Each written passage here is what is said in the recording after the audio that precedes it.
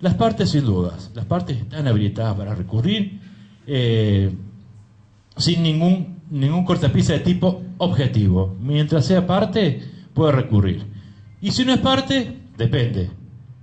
Puede ocurrir que alguien pretenda ingresar al proceso en calidad de parte, no se le reconozca esa calidad y está habilitado para recurrir justamente la resolución que le niega la condición de parte. O sea, en ese caso, obviamente no es parte, pero está habilitado para recurrir. Lo cual genera mucho problema a la hora de decretarlo en Cámara.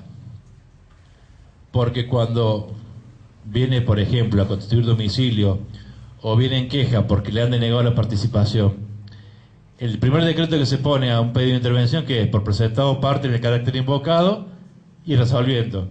Y si justamente viene queriendo que le reconozcan la calidad de parte que en primera instancia se la recorrieron, ¿qué decreta el pobre secretario de Cámara? Le pongo por parte y ya veremos. Es un condicional. Pero bueno, las partes, en general, no hay ningún tipo de discusión. En general. Ya vamos a ver algunos supuestos en los cuales aún la condición de parte no les ha conferido automáticamente la posibilidad de recurrir. Los terceros, si han tomado intervención en el proceso, lo hacen en calidad de parte, con lo cual entran en el primer supuesto, están habilitados para recurrir. Y aquellos que no han intervenido en el proceso, que no han sido citados, ¿pueden recurrir? Aquí es donde empezamos a hablar de ese requisito subjetivo, de la parte subjetiva de la legitimación, que es el interés.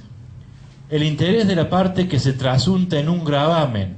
No es el interés meramente académico o de curiosidad, sino en la existencia de un gravamen, de un perjuicio, de una resolución que le puede de alguna manera afectar sus derechos. En esos supuestos, y sin que esto implique ni retrotraer el proceso, ni suplir a las partes en su condición de tales, se les ha reconocido en algunos supuestos el derecho a recurrir. Y les cuento un caso que me pareció sumamente interesante. Un juicio por responsabilidad de establecimientos educativos. Se acciona en contra de la provincia, del gobierno de la provincia de Córdoba, como titular del establecimiento educativo, donde un menor había sufrido un accidente durante una clase de gimnasia, en el cual había sido lesionado. Desde el primer momento, la provincia, en su postura defensiva, alegaba la existencia de culpa de un tercero por quien no debe responder, que era la maestra encargada del cuidado de los chicos. Y decía que era un tercero por quien no debía responder porque ostensiblemente esta docente, según decía la provincia, se había apartado de los deberes y funciones de su cargo porque ella tenía obligación de cuidar a los chicos y los había abandonado, incumpliendo todo tipo de directivas. Con lo cual, la provincia decía que la culpa había sido de la falta de vigilancia de esa maestra infiel y hacía reserva, ya desde la contestación de demanda, de accionar por repetición en contra de esa docente en caso de resultar condenada. El fallo de primera instancia aplica el 1117 del Código Civil, establece la responsabilidad objetiva del dueño del establecimiento educativo, de la cual solo puede liberarse por caso fortuito, es una responsabilidad objetiva agravada, y le dijo, mire, usted tiene que responder. No obstante ello, en los considerandos, el juez había desarrollado todos los hechos y había establecido la absoluta culpa de la maestra que había abandonado a sus alumnos y que era la responsable de que este accidente hubiera ocurrido. En la parte resolutiva de la sentencia, lo que salía era condenar al gobierno de Córdoba a pagar la indemnización que correspondía. Se presentó a la docente a apelar el fallo. No era parte. no estaba condenada. No había sido iniciada una acción de repetición por parte de la provincia en contra de ella. Y sin embargo se presentó a recurrir diciendo: ese párrafo del considerando a mí me perjudica, porque va a ser usado el día de mañana como fundamento para la acción de repetición en mi contra. Y esa afirmación se ha hecho sin darme posibilidad a mí ni de defenderme, ni de cuestionarla, ni de explicarme. Con lo cual, tengo un interés directo, tengo un agravio concreto y tengo necesidad que esta parte de la sentencia se modifique. Aun cuando la condena sigue igual en contra de la provincia. Yo quiero que esta parte que me afecte se revise. El Tribunal de Primera Instancia le denegó el recurso porque no era parte. Y fue en queja a la Cámara. ¿Y a ustedes qué les parece? ¿Podrá recurrir? ¿Será admisible su recurso? Interés sin duda. ¿Pero gravamen?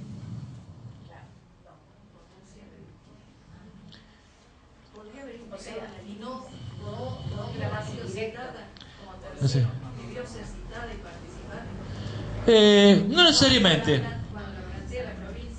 Sí, yo no sé si tendría que haber solicitado como tercero. ¿Y por qué lo digo?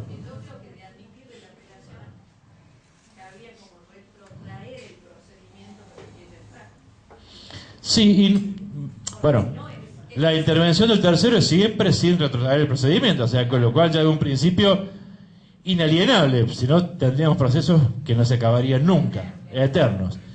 Así que desechar la posibilidad de volver para atrás.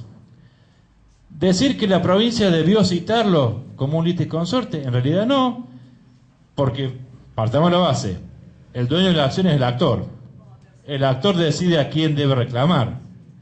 Es una intervención no coactiva, no un litisconsorcio necesario, no hace falta que intervenga el docente, en realidad no había ninguna cheque de responsabilidad por parte del actor hacia la docente, sino que era el demandado quien llevaba responsabilidad y hacía la reserva de repetir.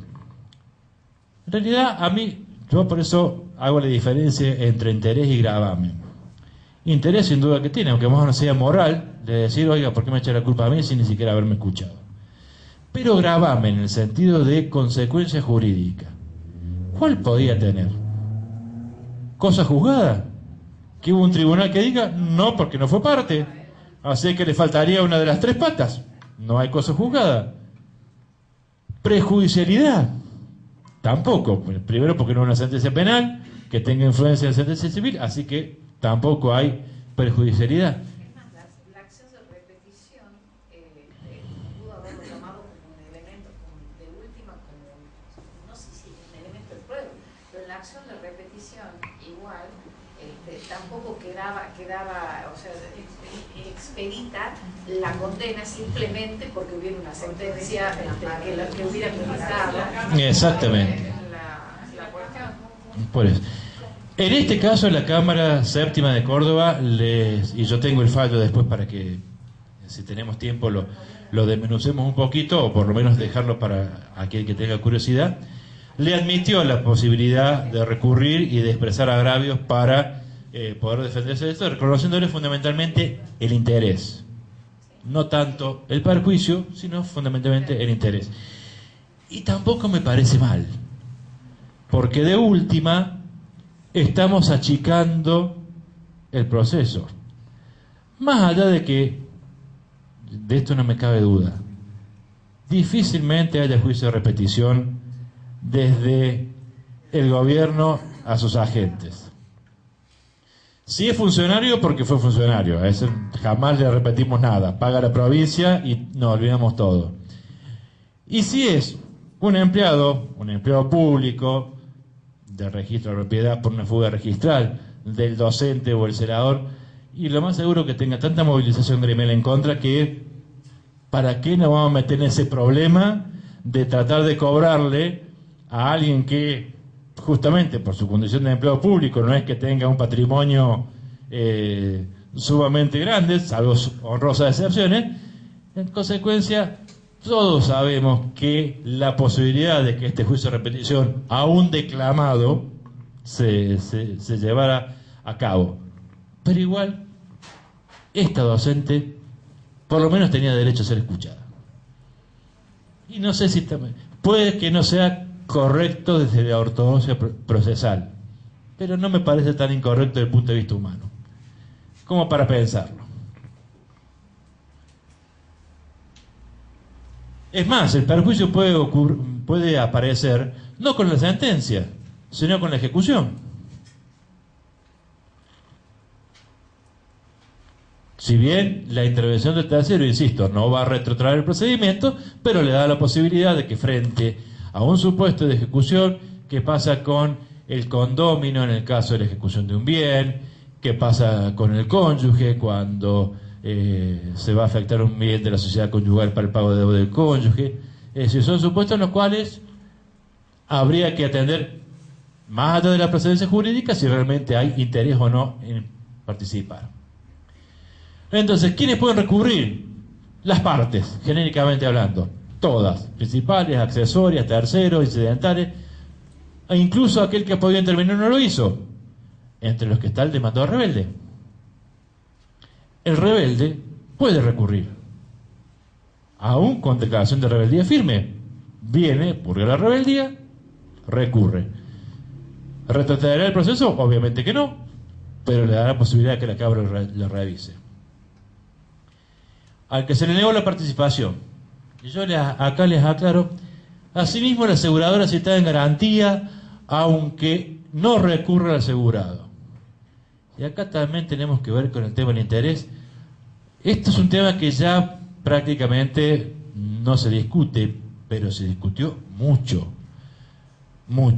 al punto tal que fue necesario que se hicieran 2 fallos plenarios en la capital federal, uno de la Cámara Nacional de Apelaciones en lo civil y otro de la Cámara Nacional de Apelaciones en lo comercial, para determinar si, frente a un reclamo de daños y perjuicios en el cual el demandado citaba en garantía a su compañía aseguradora y una sentencia de condena, si la citada en garantía, que suele ser una suerte de tercero coadyuvante, está habilitado para recurrir cuando la parte principal no lo hace y consiente la sentencia.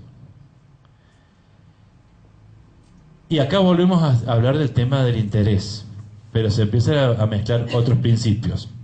¿Por qué? La citación en garantía, que prevé el 118 de la Ley de Seguros, es a los fines de que la compañía aseguradora cumpla con su contrato de seguro.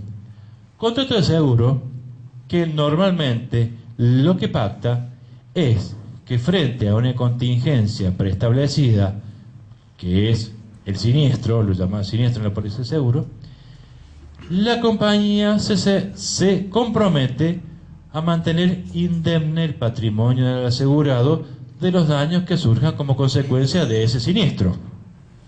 Yo tengo un seguro contra incendio por mi casa, si mi casa se incendia, siniestro, la compañía de seguros se compromete a mantener indemne mi patrimonio, es decir, restablecerme todos aquellos importes que yo tenga que abonar en función de ese siniestro.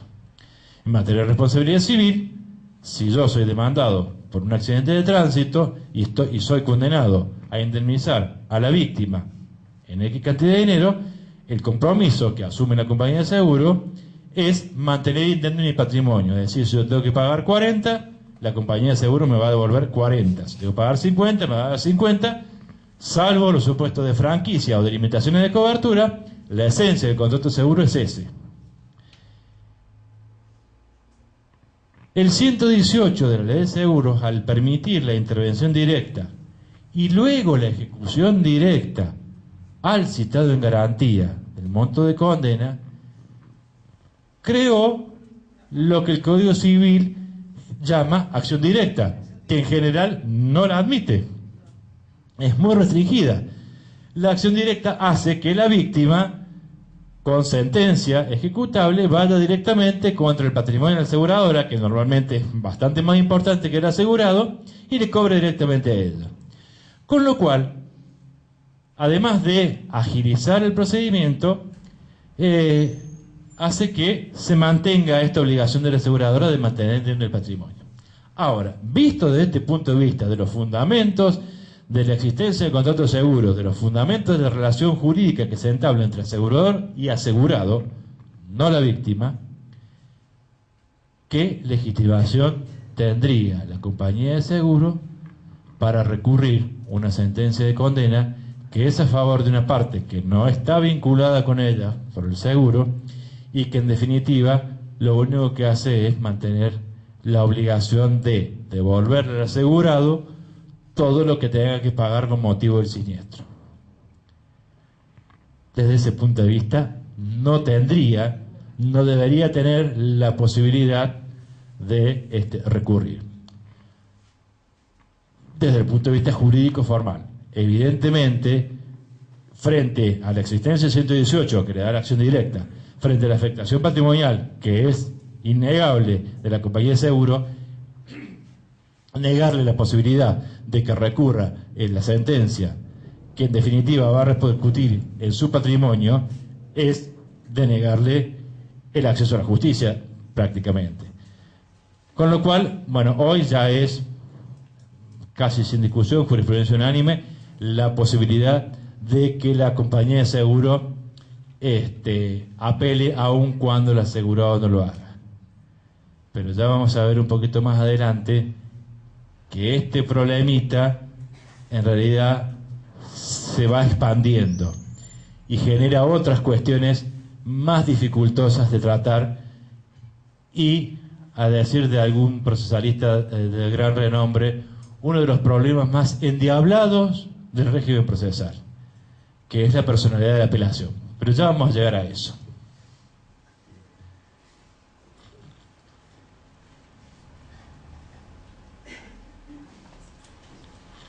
Otras personas habilitadas para recurrir son los titulares de relaciones accesorias respecto de aquellos que los afecta personalmente. Y ponemos el ejemplo: los abogados o los peritos pueden apelar por sus honorarios, pero no pueden apelar por la imposición de costas.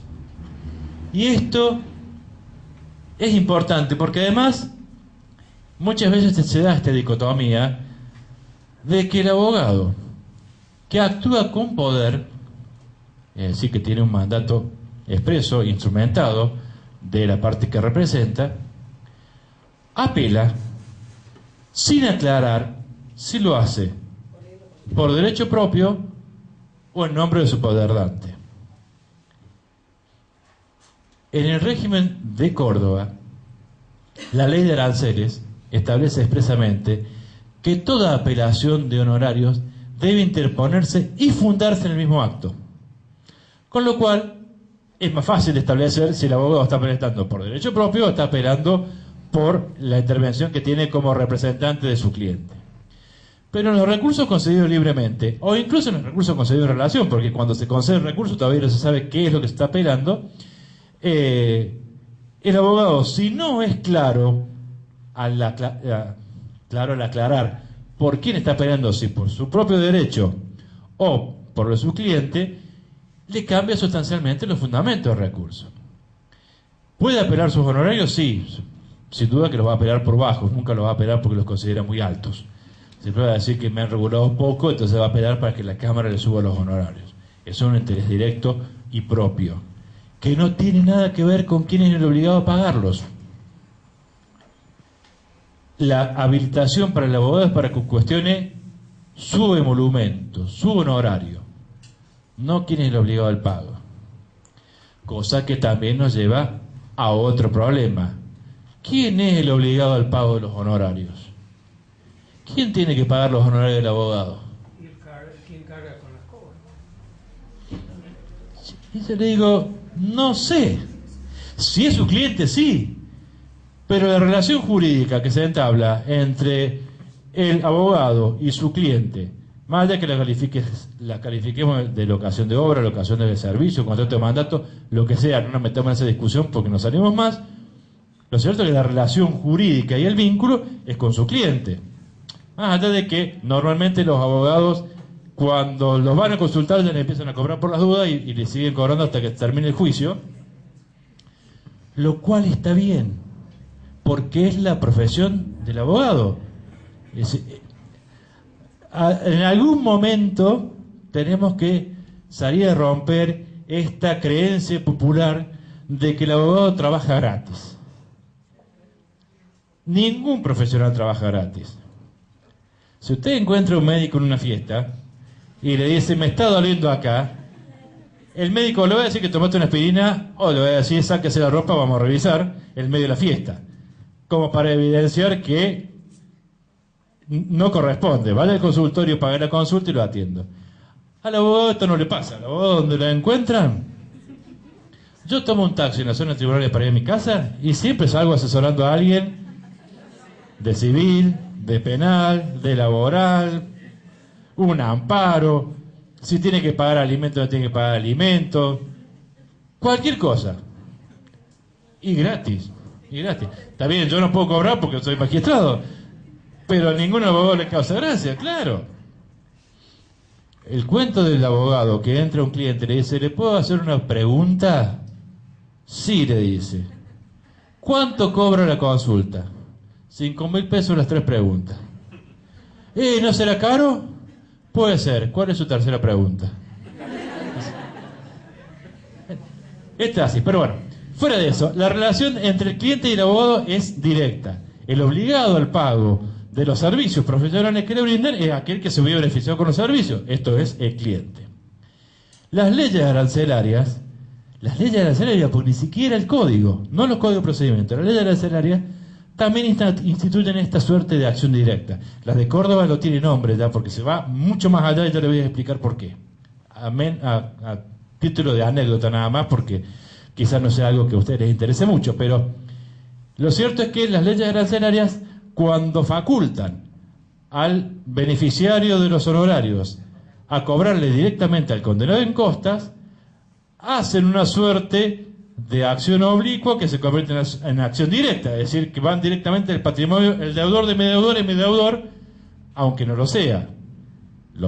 Lo que correspondería es que mi cliente me pague mis honorarios y luego se los cobre el condenado en costas si puede. Obviamente que esto generaría además una serie de inconvenientes. No está tan mal que las leyes arancelarias generen esta acción directa, pero ha desvirtuado un poco el sistema y entonces pareciera que el abogado entonces ya está en condiciones de cuestionar o pretende cuestionar.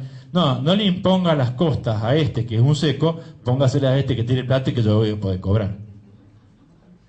Y muchas veces hasta eso va en contra de los intereses de su propio cliente, lo cual también nos genera una dicotomía.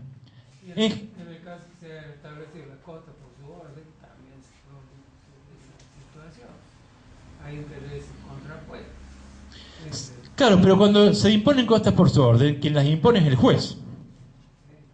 Y además, las costas por su orden no serían nada más que volver al estado original, que cada uno le pague a su abogado. Bueno, pero viene apelando el monto de los honorarios. Sí, es un problema. Yo, ¿por qué le decía que Córdoba va un poco más allá incluso? La ley arancelaria obliga, no faculta, obliga al abogado a cobrar sus honorarios al condenado en costas.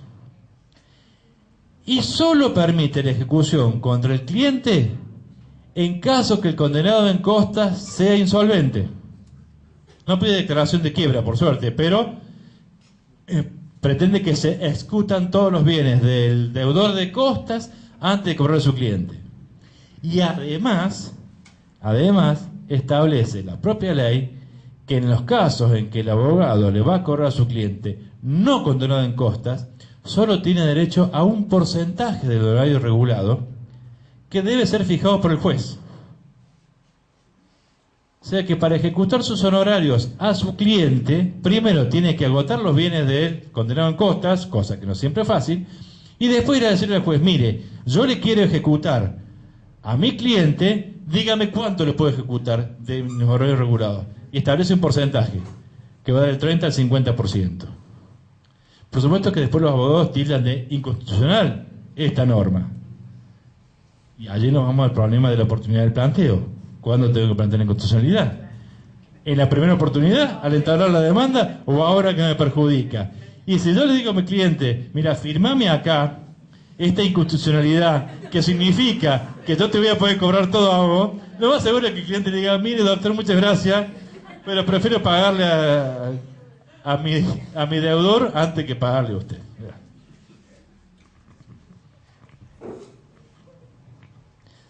Esta legitimación o falta de legitimación del abogado para cuestionar las costas ya ha tenido pronunciamiento en tal sentido hasta de la Corte Suprema de Justicia de la Nación, con lo cual es un tema que en principio no tiene mayor discusión. También pueden recurrir los sucesores universales en caso de fallecimiento de una de las partes. Obviamente tendrán que venir a tomar intervención, pero como continúa la personalidad del causante, están habilitados para hacer todo aquello que ellos estaban habilitados, entre ellos recurren. Y los sucesores singulares, este es un problema. El sucesor particular, saben que no es continuador de la personalidad de aquel a quien suceden, sino simplemente en los derechos que le fueron transmitidos. Ahora, si ese derecho es litigioso, o está ignorado, o está sujeto a proceso, ¿le negaríamos la posibilidad a que venga a recurrir? El tercer adquirente de un bien que está embargado, sobre todo un bien registrable, donde el embargo consta en el título, ya sea un automotor o un inmueble, embargado en un proceso ordinario que todavía está con la apertura a prueba, y que se hace cargo del embargo. ¿Se convierte en parte? No se convierte en parte. ¿Está obligado a pagar el resultado del juicio? No, solamente el importe del embargo. Pero por esa porción en la cual él tiene interés, puede tomar intervención y puede cuestionar, sí. Es muy común, seguramente acá ha pasado, que aquel que adquiere un bien embargado especule, entre comillas, con que, como los embargos son nominales por un monto fijo, normalmente el capital más lo que se presupuesta para intereses y costas, se trae por una suma fija, 5.000 pesos. Yo adquiero un bien hoy que consta que tiene un embargo de 5.000 pesos, el bien vale 25, le pago al vendedor 20, me hago cargo de los 5, pero no voy corriendo al juzgado a depositar los 5. Espero a ver qué pasa, porque por ahí el juicio termina, lo pierde, no tengo que pagar nada y me ahorré 5. Y me los guardo y me los quedo. Y por ahí, como me sale la oportunidad o veo que el juicio está por perder, vengo y deposito los 5 y digo, cancéleme el embargo.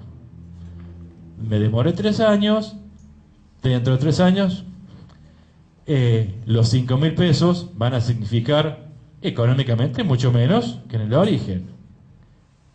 ¿Se podrá liberar así tan fácilmente, 3 años después, 2 años después, de una obligación asumida depositando el monto nominal? Sobre todo si la parte embargante no fue diligente en actualizar el embargo, cosa que tampoco sería oponible a aquel que ya se hizo cargo, porque sería una ampliación posterior. Pero bueno, ¿sería justo o no sería justo? ¿Cómo solucionamos eso?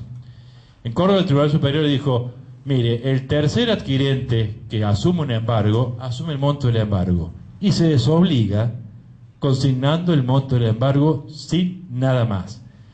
Pero esa consignación debe hacerse temporariamente. Es decir, al momento de la adquisición, con un plazo lógico de 10, 15 días, supóngase hasta un mes, para consignar. Si no lo hace en ese momento, el embargo no es actualizable, pero la suma que debes lleva intereses. Y en Córdoba están aplicando tasa pasiva más el 2% mensual de intereses. Estamos hablando de una tasa de alrededor del 30% anual, que quizás no sea tanto comparado con la inflación que se dice, pero tampoco es poca cosa. En 3 años duplicamos el capital. Ya no es tan negocio guardarme la plata, porque esa plata aunque yo le deposite plazo fijo, no me va a rendir lo mismo que tengo que pagar de intereses. Es una forma de compelir a abonar, al pago. Bueno. Bien, me están haciendo señas de que tienen mucho hambre, así que vamos a terminar con esta última parte que puede que a algunos les interese. Todos sabemos que los ministerios públicos no tienen mayor trascendencia, pero están habilitados los ministerios públicos para recurrir también. Ministerio Público Pupilar, porque ejerce la representación promiscua de los menores o incapaces a quienes representan. Están habilitados para recurrir. Y el Ministerio Público Fiscal también cuando tiene intervención en defensa de la competencia, del orden público o por la aplicación de la ley de defensa del consumidor. Ahora, en aquellos ordenamientos procesales en los cuales los ministerios públicos tienen una estructura jerárquica y entonces hay defensor o asesor de primera instancia y de segunda, o fiscal de primera instancia y de segunda, por aquello de la unidad de representación, apela el Ministerio Público, fiscal o defensor o asesor en primera instancia, como los agravios deben ser expresados por el defensor, asesor o fiscal de cámara, puede él, al no expresar agravio, desistirlo, o desistir de recursos directamente. No se convoca al recurrente en aquellos casos en los cuales tienen defensor de instancias distintas. Cuando es de instancia única, el asesor letrado, el defensor de menores o el asesor de menores, de acuerdo a la nominación que tenga en cada provincia, recurre en primera instancia y expresa agravios si es en relación en primera instancia o en segunda instancia si es concedido libremente. Y ustedes mantienen el recurso hasta donde lleguen. Está, exacto. Pero ¿qué pasa si apela el fiscal civil de primera instancia y el fiscal de cámara no está de acuerdo? ¿Nunca apela el fiscal? Por lo menos en la parte civil, no sé lo penal. Sí, en el civil, en Córdoba sí. Teníamos una fiscal que era muy apeladora, muy cuestionadora. Y el fiscal de cámara le desistía de los recursos, que eso era peor. Era peor. Bien, tenemos que hacer un brevísimo corte. Hemos visto quiénes son hasta ahora los que pueden recurrir. Vamos a ver luego quiénes son los recurridos y también vamos a contar algunas particularidades. Nos vemos en un ratito.